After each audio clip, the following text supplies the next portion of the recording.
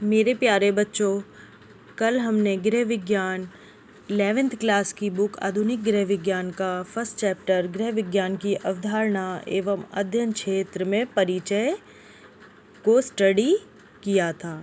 आज हम उसके ही अंतर्गत गृह विज्ञान का अर्थ एवं परिभाषा को पढ़ेंगे। ठीक है, चलिए चलते हैं।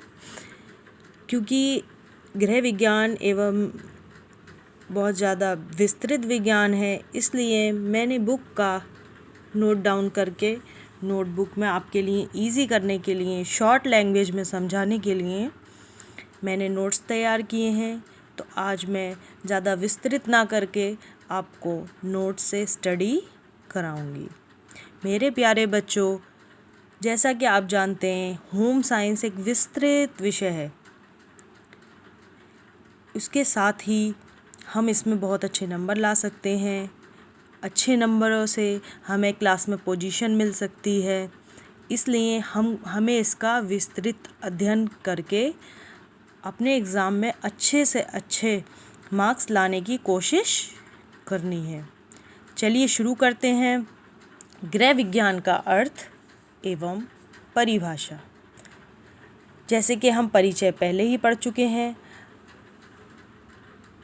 अब हम स्टार्ट करेंगे गृह विज्ञान का अर्थ एवं परिभाषा।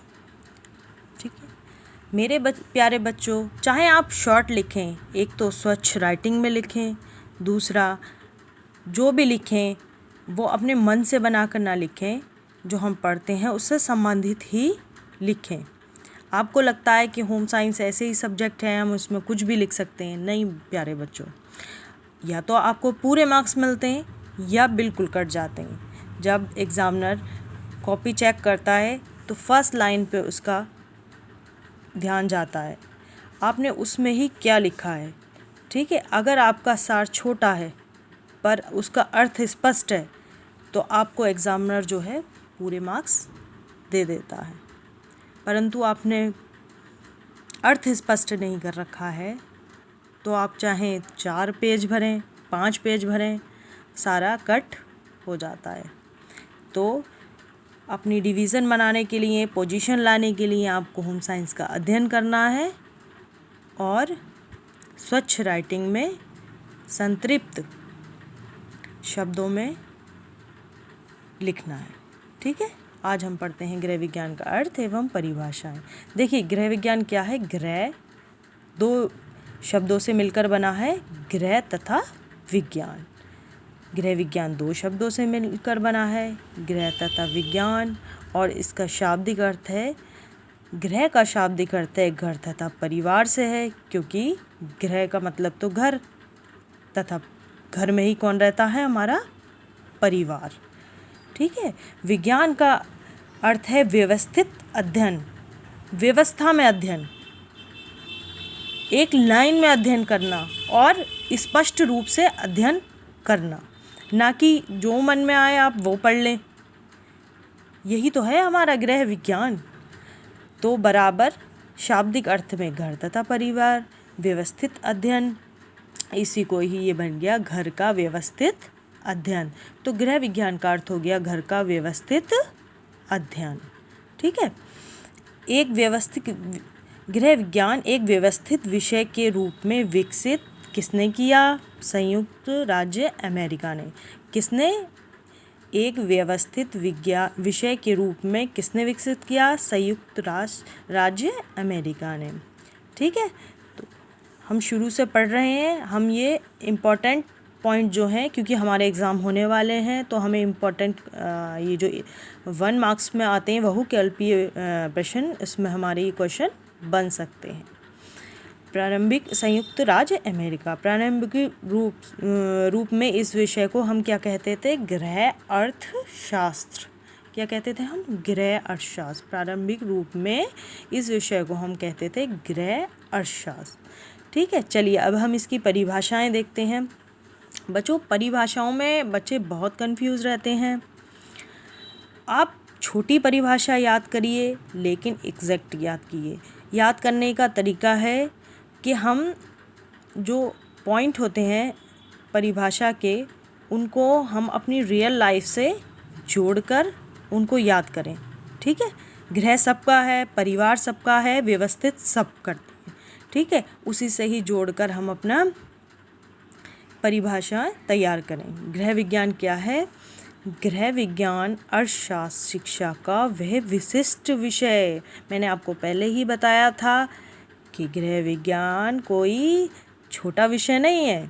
तो गृह अर्थशास्त्र, इसमें हम अर्थशास्त्र, घर का लेखा जोखा, बजट, आय व्यय, विनियोग, सब चीज़ों का गृह अर्थशास्त्र में अध्ययन करते हैं। ठीक है, गृह अर्थशास्त्र शिक्षा का विशिष्ट विषय है। इसके अंतर्गत हम आय जो हम इनकम जो हमारी हर पर मंथ होती है, चाहे वो वेतन के रूप में हो, चाहे पेंशन के रूप में हो, चाहे मजदूरी के रूप में हो, वो सारी क्या होंगी?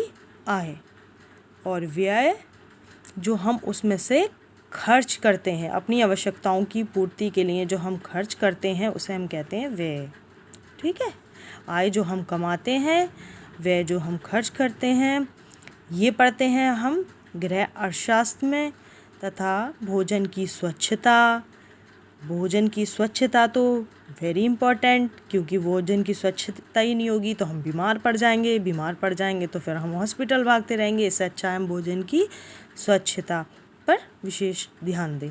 एवं रुचिपूर्णता, अब भोजन या वस्त्र या कुछ भी हो गया, अगर वो अट्रैक्टिव ही नहीं होगा तो हम उसके ऊपर आकर्षित कैसे होंगे? इसलिए उसमें रुचिपूर्णता होना आवश्यक है।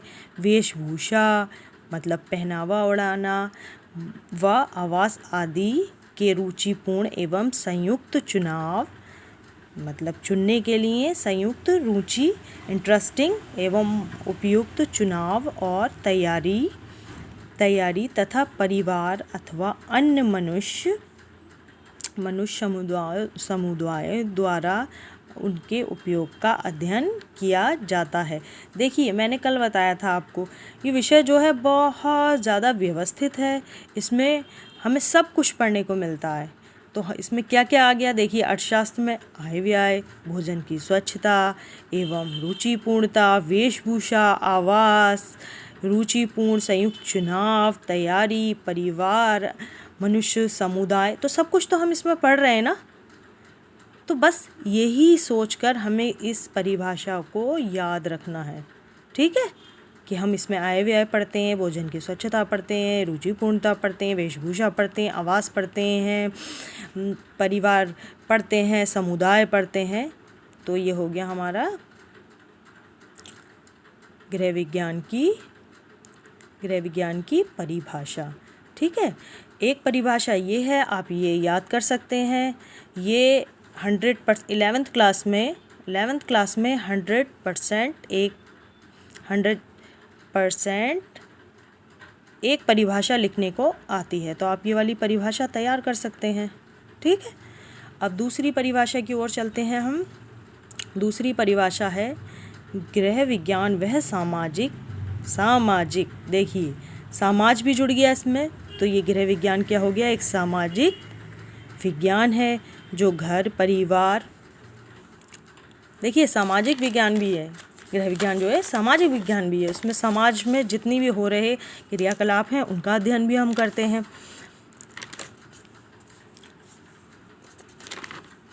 परिवार से संबंधित, देखिए परिवार से